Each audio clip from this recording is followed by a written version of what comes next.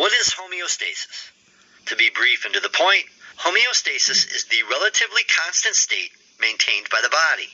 Mainly this means that over time, the internal body will maintain a stable environment. So, for example, if the external temperature is cold or hot, the internal body temperature will remain relatively constant at 98.6 degrees Fahrenheit or 37 degrees Celsius. The internal body temperature may vary a little above or below this number, but that will still be considered normal. So let's say we took someone's body temperature over a certain period of time. If we plot that on a chart, it may look something like this. Here, body temperature rose slightly, and here it fell a little. But the normal body temperature range is from 97.7 to 99.5 degrees. So our subject was inside the normal range throughout that time span. Homeostasis doesn't just apply to body temperature, but many other conditions as well. The human body needs to maintain a certain range of nutrients in the bloodstream, such as water, glucose, sodium, and other elements as well. We get our blood work done from time to time to check and make sure we don't have high glucose or cholesterol levels or too low levels of certain vitamins or minerals. This, in essence, is to check and make sure our body is maintaining homeostatic conditions. Set point is an important term when discussing homeostasis. Set point is a normal range that the body tries to stay in. For instance, the normal range for systolic blood pressure is between 80 and 120.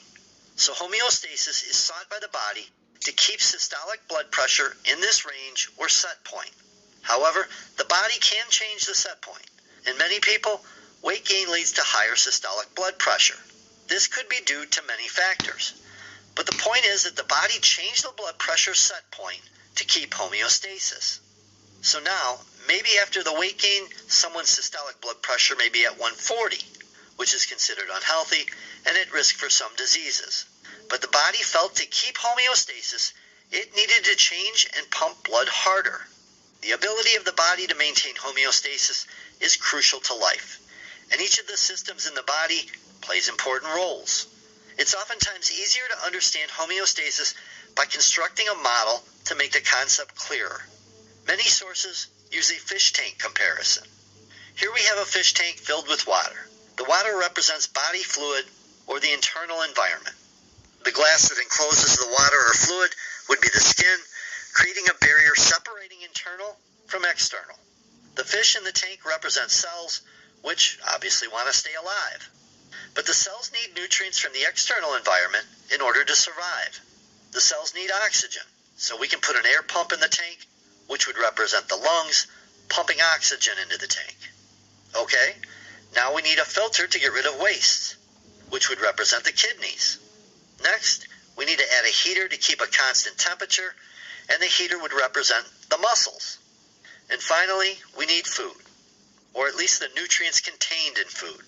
So we hook up a feeder to our fish tank to feed those fish, or cells, and the feeder would represent the digestive system. So our fish tank is complete, and with everything working together, we have relatively stable and constant conditions, which equals homeostasis. Keep in mind that our fish tank model only covers a few of the aspects involved in maintaining homeostasis, as there are actually far more mechanisms involved in the body keeping at a state of homeostasis. And that be the basics on homeostasis. Okey, sebab itu dalam badan kita